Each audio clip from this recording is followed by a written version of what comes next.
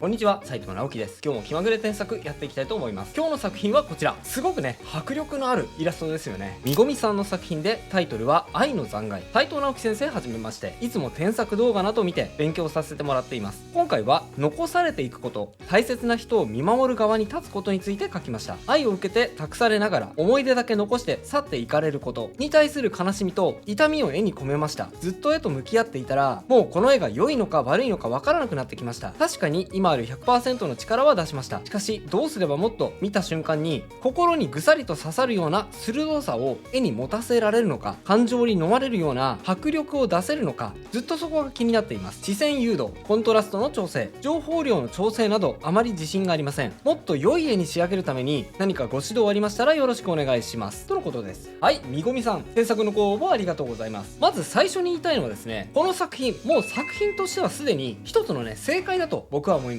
みごみさんもおっしゃっているように 100% 自分の力は出し切ったということですし、僕もこの作品を見てねそう感じました。はい、素晴らしい作品だと思います。なのでですね、本来僕はこの作品を添削すべきじゃないかもしれません。ただね、これ以上先があるようにみごみさん自身可能性を感じてらっしゃるということなので、いくらかねその手助けになればと思い、あえてねこの作品を添削させていただこうと思います。もう素晴らしい作品ではあるという前提で聞いてほしいんですが、僕がですねこの作品を見た瞬間にちょっと思ったのは、絵がね上手すぎるなということです。はい、上手すぎてね、上手すぎてダメなんです。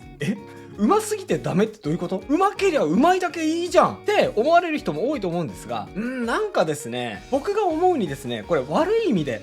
なんですが、絵がうまいでしょっていうのがこう先に立っちゃって、その絵のうまさが逆にですね、彼女の雰囲気や表情を邪魔しているように思ったんですね。ご本人もおっしゃっていますが、心にぐさっとくるような表情っていうのはあくまでね、絵に描かれている彼女の表情や仕草から感じるものであって、絵のねうまさから心をえぐられるような、そういうことってねあんまりないと思うんです。この作品は絵がうまいというのが表情よりもこう先に立っちゃっているように思うので、そこが原因でですね、みごみさんはあれなんか違うなと感じているかもしれないなと思いました。なので今回は全体的な添削というよりも、顔の表情の中身についてね重点的に添削しつつ、うまさを通り越したその先の表情作りについて語っていきたいと思います。はい、それでは早速いってみましょう。まずですね、僕が何よりも気になったのは彼女のね目線です。このね目の中身の描写としてはめちゃくちゃうまいので何も言うことないんですが、でもね表情を見た時に、なんだろう、このエルフなんかめちゃくちゃ卑屈な、なんかいじけた顔してるなって思ったんですよね。ほら、なんかこう口元とかを見ると、なんかね片方だけ唇を持ち上げて歯が見えていてね、なんかこうチって舌打ちしてそうですし、なんかねこうあんまり友達になりたくないなっていうか、そういう表情に見えちゃってるんですよね。まずねこの表情をなんとかしたいと思います。まずはこうかな。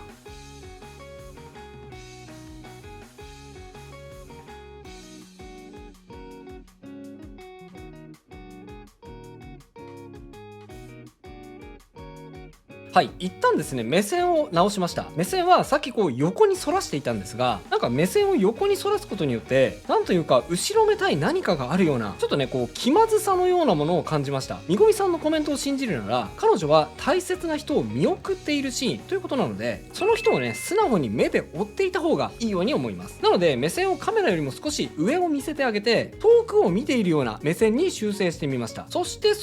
同じく目についてなんですが、これはですねちょっとまず見せちゃった方が早いのでやってみます。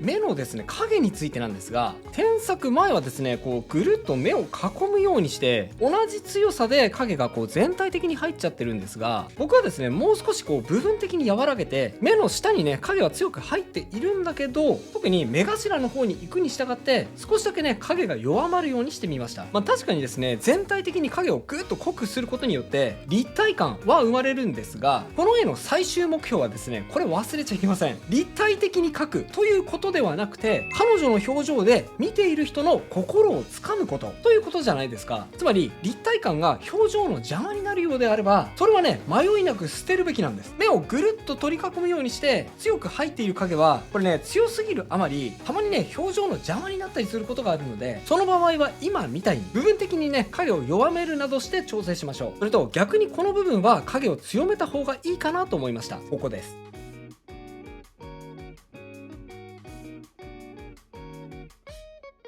はい、まぶたの影ですね。これねちょっと説明が難しいんですが、まぶたの影が薄いとですね、ちょっとこう眼球自体が前にググッとせり出してきているような、なんかそういう造形にも見えて、ちょっとね造形的にそれが気になったりします。これはですね好みの問題もあったりするので、あえてそうしたい場合には全然問題ないんですが、ちょっとねこれは僕の添削なので、ちょいちょいね僕の好みが入ってきます。ご自分の好みとねこうバッティングしてしまう場合には、そこはねちょっと無視してくださいね。僕はねこういう造形の方が好みだなということです。はい、まぶたに強い影を落としたので、瞳にもね若干強い影を落としますね。こうです。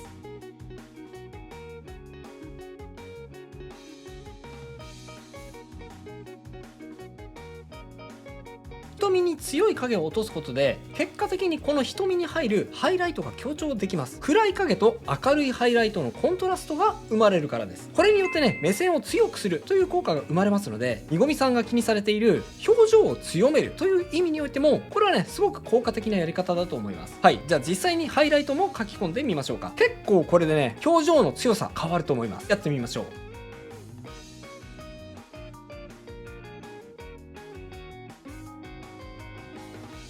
はい、どうでしょう。黒目の影とハイライト、もうこれだけでねかなりニュアンス変わってくるでしょう。表情の強さが強くなったのがわかると思います。はい、これすごいですよね。あとですね、僕がこの絵で一番気になったのは、これね、やっぱり鼻ですね。鼻がですね、すごくこう立体的に描かれているんですが、逆にですね、存在感がありすぎて、あれなんかもしかしたらバラの花と顔の花、これ意味かけてんのって疑ってしまうぐらい、そのぐらいね、鼻の存在感強いです。すいません。これちょっとね、日本語じゃないと、今言った意味わからないと思うんですが、日本語でフラワーとノーズ、同じね、花って意味なんですね。はい。そんな狙い特にないですよね。ないのであれば、あまり花だけがね、印象的にならないように少しね存在感を弱めてあげるといいかもしれません。こうかな。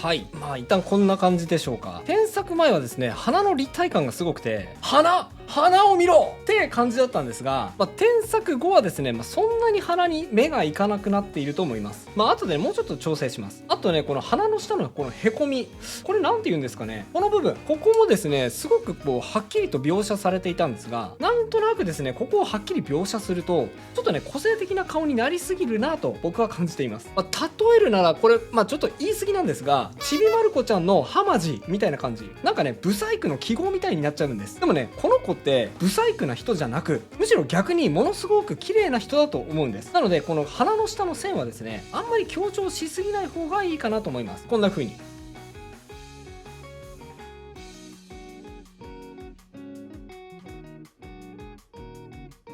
はい、全部をね取る必要はありませんが、ちょっと残す程度でいいと思います。これもね立体感を優先するなら全部描きたくなっちゃうところなんですが、今回の目的は立体感ではなく、あくまでね彼女の表情です。そこを第一優先してください。絵のうまさをひけらかすんじゃなくてね、表情を一番の優先事項にするんです。徐々に表情が変わってきました。次は口元の調整に行きます。はい、さっきも言ったんですが、片方だけちょっとこう歯が見えていると、なんかこうチって舌打ちしてるのかなって思ってしまうので、歯をね見せるのであればもうちょっとはっきり見せちゃった方がいいかもしれません。例えばこうです。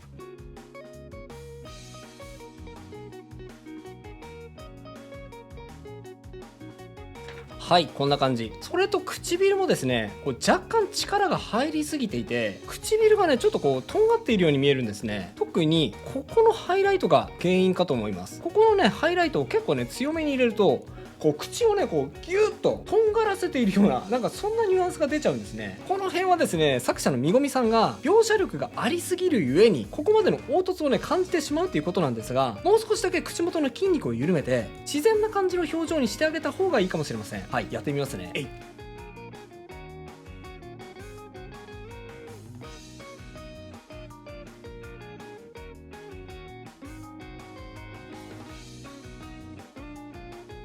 はい、どうでしょう。めちゃくちゃ微妙な調整ですよね。もうここまで来るとですね少少しだけ色を濃くする、でここは少しだけ薄くするみたいな、なんかそういうちょっとした調整なんですよね。でもそのちょっとした調整だけで表情が変わってしまうので、結構ねこれ難しい部分だと思います。立体感ではなくて表情のニュアンスに着目しながら、自分が狙ったような表情になるように色を調整してみましょう。あとはですね、この顎ですね。この顎もですね微妙な違いなんですが、顎をグッと引いてなんかこう喉を詰まらせているように見えてるんですね。でこれは2つ原因があって、1つはちょっとこの顎下が見えすぎてるかなっていうところと、あとはこの首の影が少ないせいですね。はい、ここをね直してみましょう。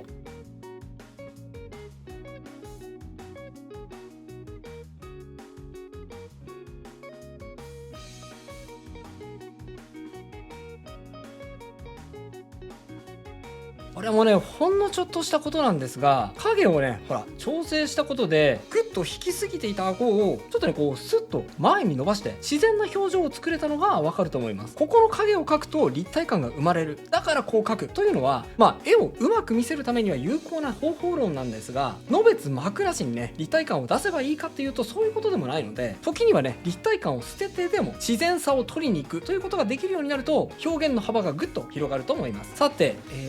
涙描いちゃいましょうかね。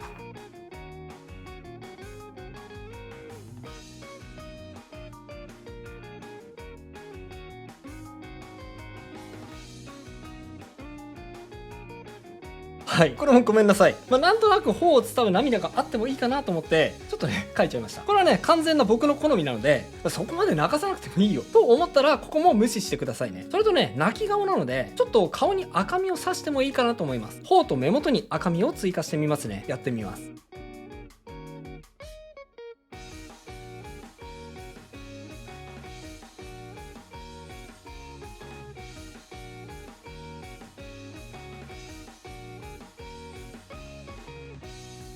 こんな感じ。赤みが差すと急に体温が上がってね、感情の高まりを感じられるような表情になりますよね。やりすぎるとこれも過剰な表現になってしまいますが、とても効果的な方法なので覚えておいてください。さてここポイント、耳を薄く描く方法。はい、ここはですね表情と関係ありませんが、耳がね熱くてゴワゴワして見えるのがちょっと若干気になるかなと思います。気になる部分少し調整してみますね。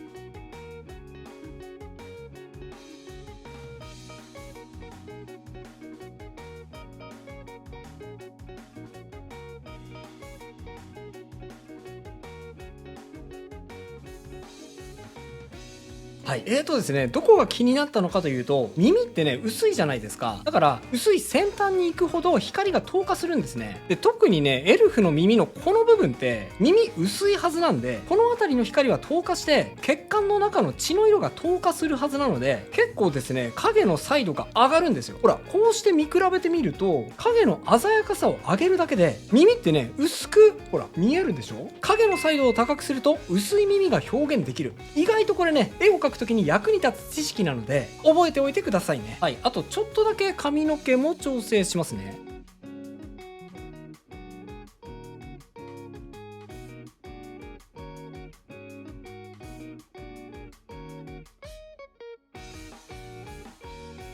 はい、すいません。髪の毛はねそんなに変えなくても良さそうですね。若干ね暗い部分を追加してレイヤー感を上げてみました。これはやってもやらなくてもいいかなという感じですが、ポイントとしてはこのちょっと暗いところにね髪の毛の薄い黄色を透過するように若干ね明るい影も追加してあげても彼女の柔らかい雰囲気を強調できるような気がします。あとはこの顔の前面にあるバラを少し明るくしましょうか。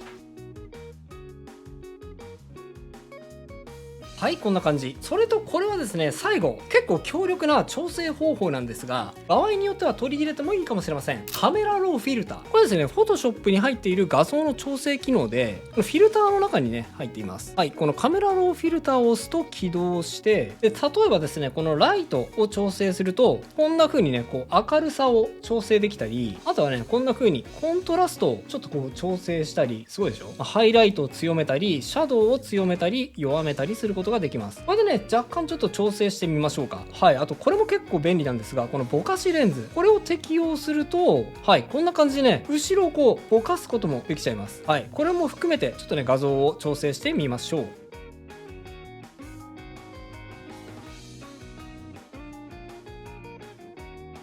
はい、こんな感じ。最後のはね、これは完全に好みなのと、やりすぎると作品の雰囲気が壊れてしまうこともあるので注意なんですが、最後の仕上げとしてかなり強力な機能なので紹介してみました。ぜひうまく使ってね、最後の仕上げに役立ててみてください。といったところで今回の添削は以上となります。並べて比較してみましょう。はい、右がビフォー、左がアフターです。こんな風に変化しました。いかがでしょうか。顔の立体感という意味ではね、もしかしたら添削前の方がかなりね、こう強めに表現されていたと思いますが、添削後は立体感がね、少し抑えられた代わりに表情の方が際立ったような感じがすると思います。はい、今回はいつもと違ってリアルめな描写のイラストを添削させていただきました。いかがだったでしょうか。こういうね、厚塗りのテイストの絵ってアニメ絵とね、結構気にする部分が違って面白いんですけど、ちょっと難しいですよね。どういう風に描いていくとうまくいくのということが気になった方はですね、こちらの動画、厚塗りのコツ伝授バキラ編の表紙色塗ってみたがおすすめです。興味がある方はこちらも合わせてチェックしてみてくださいね。それでは最後にあのコーナー、気まぐれじゃんけんのコーナーです。いきますよ。準備はいいですか。